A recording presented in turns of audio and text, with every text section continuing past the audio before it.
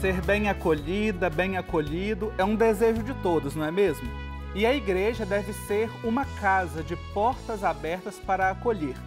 É sobre isso que nos fala o desafio número 20 da primeira Assembleia Eclesial da América Latina e Caribe: promover uma igreja, casa de acolhida, que integre as diversidades culturais, étnicas e sexuais.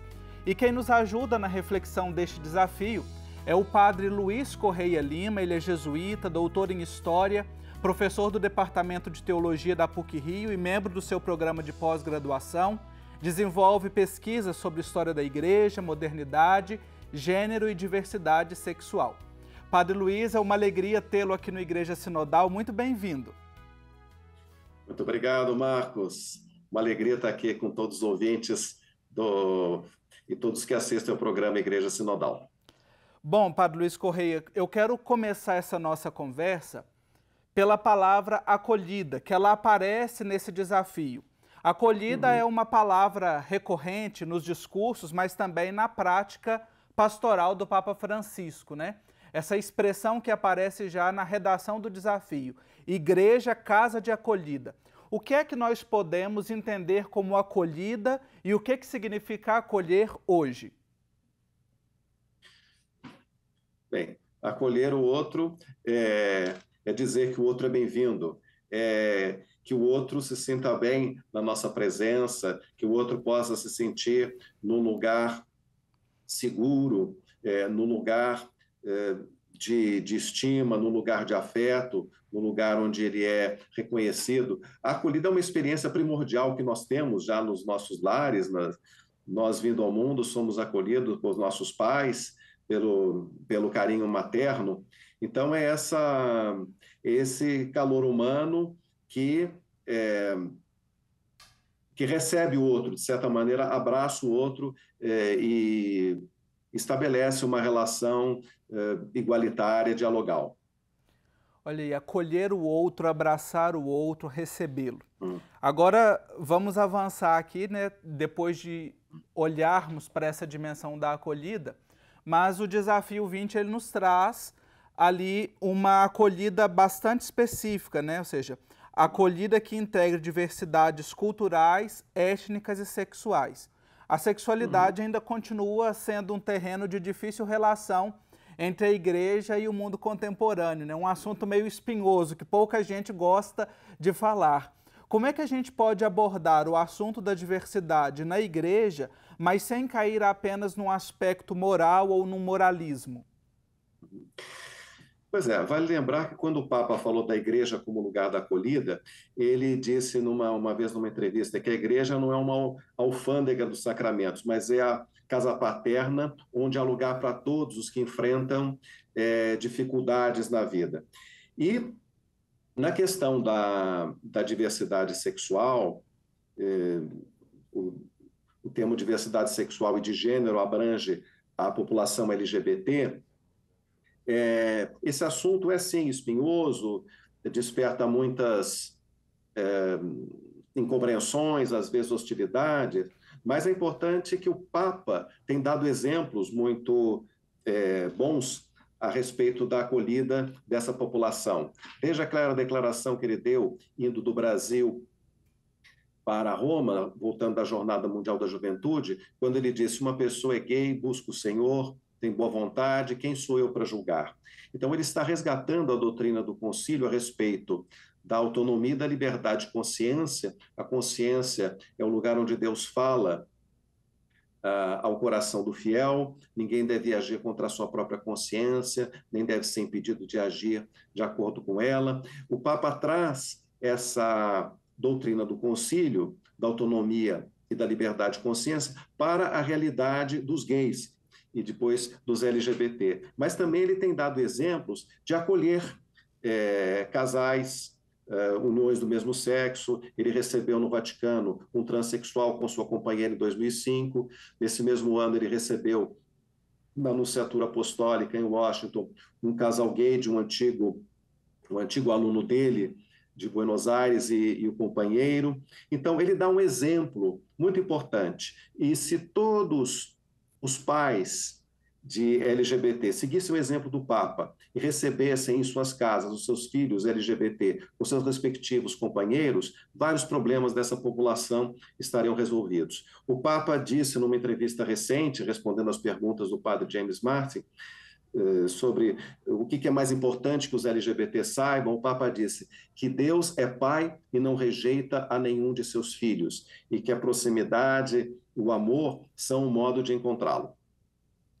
Bom, a partir dessa reflexão que o senhor nos traz, que é muito pertinente, às vezes nós percebemos uma igreja, uma comunidade ou pessoas que vão na contramão.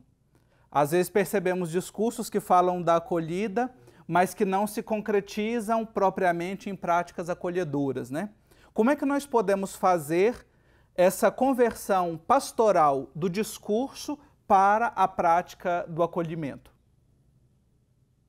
Bem, quando o Papa coloca a questão da moral cristã, na exortação Evangelii Gaudium, ele diz que a moral cristã não é um conjunto de preceitos e proibições, mas é uma resposta ao amor de Deus que nos ama e nos salva. E uma resposta que nos leva a sair de si mesmos e ao encontro do outro, buscando o bem de todos. Então, é preciso sair desse moralismo que coloca, em primeiro lugar, normas e preceitos para acolhermos o amor incondicional de Deus. Então, se nós damos esse passo, nós enfrentamos de maneira adequada o moralismo que muitas vezes oprime. Jesus veio para trazer o jugo leve e o fardo suave. Ele oferece o seu jugo leve e o fardo suave. E nós, como igreja, devemos propor um caminho espiritual e mesmo uma moral que nos conduza a esse jugo leve e esse fardo suave oferecidos por Jesus. Às vezes a gente oferece um jugo e um fardo muito pesados, para as pessoas. A gente aqui tratou especificamente desse ponto das questões das diversidades sexuais, mas o desafio também nos traz as diversidades culturais e étnicas, que são pessoas que também sofrem preconceitos, rejeições também no seio da sua comunidade eclesial. Nós podemos também abraçá-las com essa mesma reflexão sobre a acolhida, Padre Luiz? Sim. Embora na questão das diversidades culturais e étnicas, a Igreja já avançou muito em termos de doutrina, sabendo que a cultura europeia, do ponto de vista do Evangelho, não é superior às outras, mas que todas as culturas podem estar abertas ao Evangelho. E evangelizar não é impor uma cultura. Nesse sentido, há textos, pronunciamentos e práticas muito boas da Igreja em relação a populações indígenas, em relação à população afrodescendente, aos quilombolas. E eu destacaria o texto da campanha da Fraternidade do ano passado sobre a paz, sobre a cultura da paz, em que a Igreja chega, inclusive, a defender as religiões originárias de africanos e indígenas contra o racismo religioso, contra a intolerância religiosa que, infelizmente, vem graçando no nosso país. Eu creio que aí que está um dos grandes pontos que precisam ser combatidos. O racismo religioso que leva à demonização das religiões de matriz africana, à depredação de terreiros, à ameaça de morte de fiéis e ministros dessas religiões. Aí que está um racismo que precisa ser combatido. E, de um modo geral, nas comunidades católicas existem liturgias enculturadas, tanto em relação aos indígenas, quanto à população africana. Existe uma pastoral afro-brasileira que é muito atuante. Houve uma campanha da Fraternidade em 88 sobre os 100 anos da abolição da escravatura, uma campanha contra o racismo.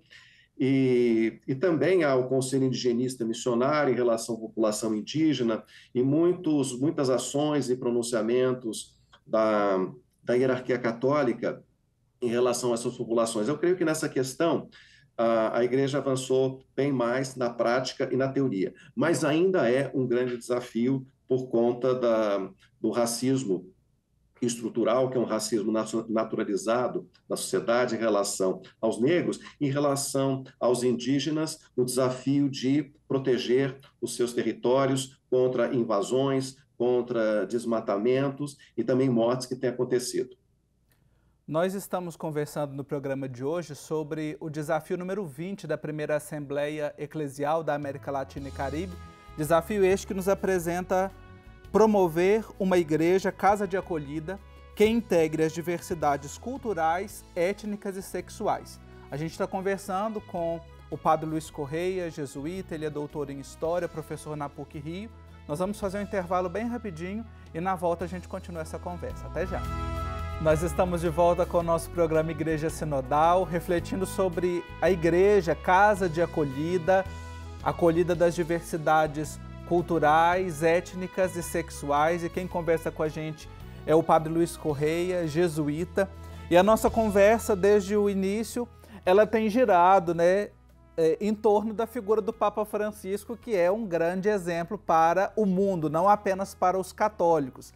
E o Papa Francisco, desde o início do seu pontificado, ele sempre propõe uma igreja em saída para as periferias geográficas e também as existenciais. As pessoas que são vítimas das discriminações culturais, étnicas e sexuais, elas estariam, Padre Luiz, nestas periferias existenciais de que o Papa Francisco fala na Evangelii Gaudium e também no seu magistério?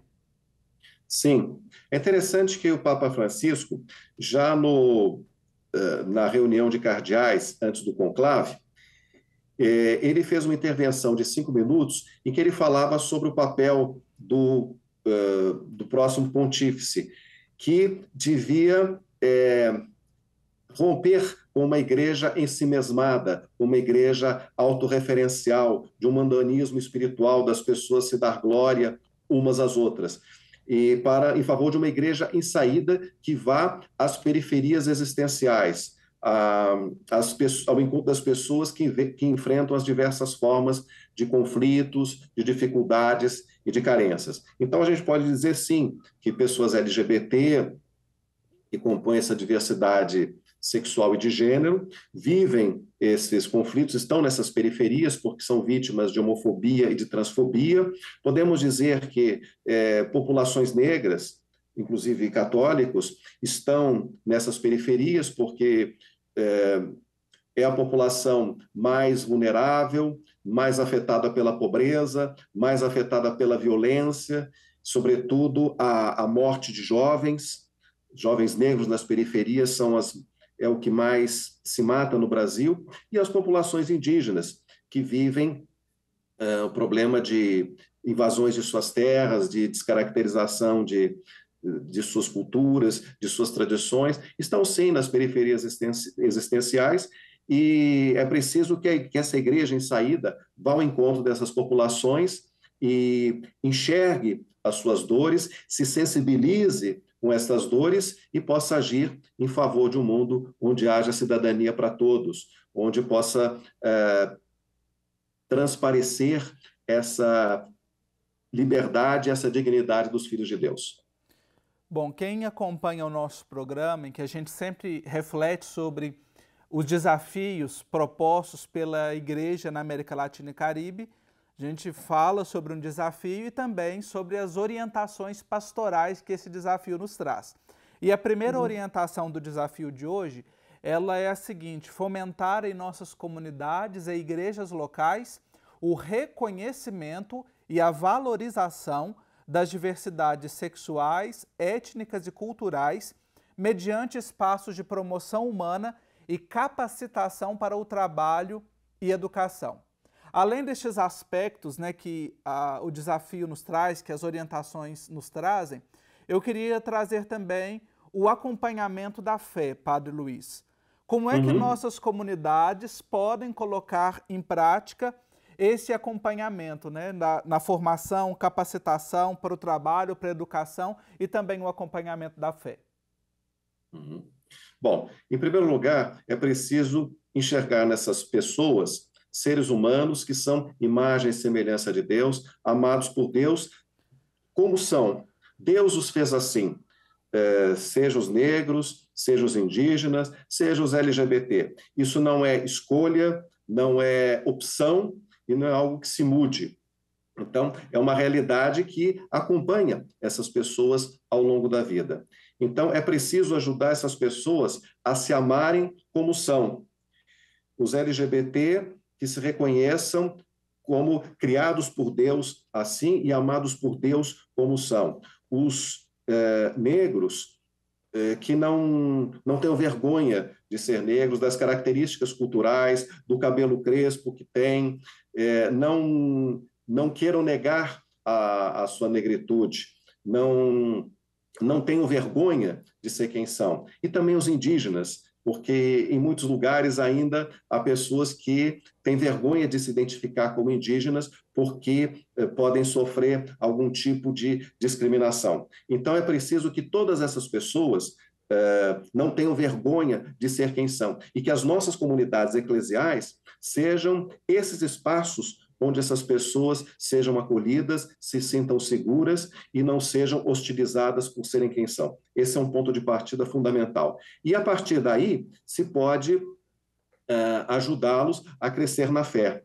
Uma vez que nós os amamos e os acolhemos, nós somos sinais do amor de Deus para essas pessoas e esse é um ponto de partida fundamental para toda a vida eclesial e para a cidadania.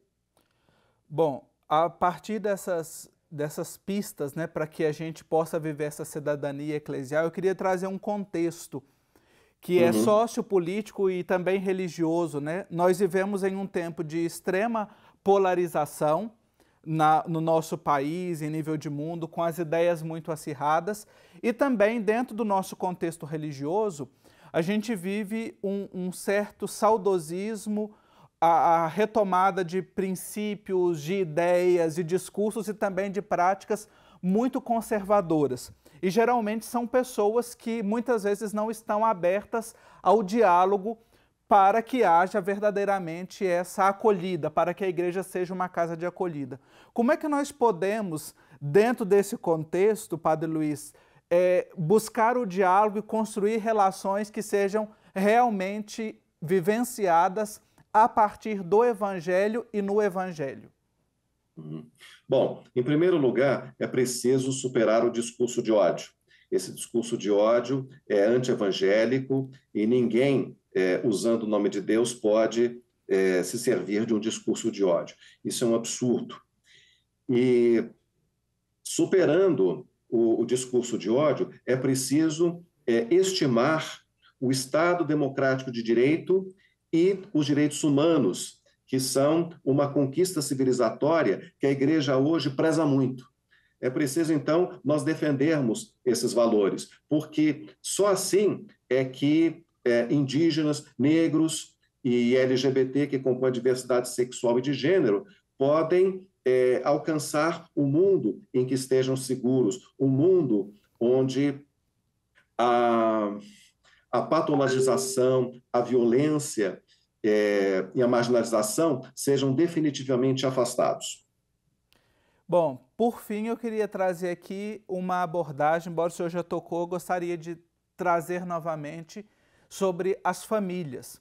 Elas também sofrem com a condição dos seus filhos, né? Sejam os LGBTs, os negros, os indígenas, os originários, todos aqueles que sofrem discriminações de maneira geral, né? Elas sofrem com a rejeição que muitos sofrem na igreja e na sociedade. Que respostas pastorais, pensando numa igreja sinodal, podem ser dadas para o acompanhamento das famílias? Bem, eu penso que no caso dessas populações aqui que nós estamos mencionando, é importante que os pais transmitam para os seus filhos a autoestima de quem são, que os indígenas não tenham vergonha de ser indígenas, de saber o seu idioma originário, de ensinar seus filhos. É preciso que os negros não tenham vergonha de ser negros. E muitas vezes as famílias negras educam seus filhos até para como serem abordados pela polícia, evitando reações que possam despertar violência, porque muitas vezes a abordagem não é a mesma, feita a pessoas brancas e feitas a pessoas negras. Muitas vezes a abordagem feita a pessoas negras há uma predisposição de violência maior, então as pessoas precisam estar preparadas para isso e, ao mesmo tempo, combater essa violência que está ligada ao racismo estrutural. E que os pais de LGBT aceitem seus filhos como são, porque se a família rejeita, o lar vira um inferno para essas pessoas.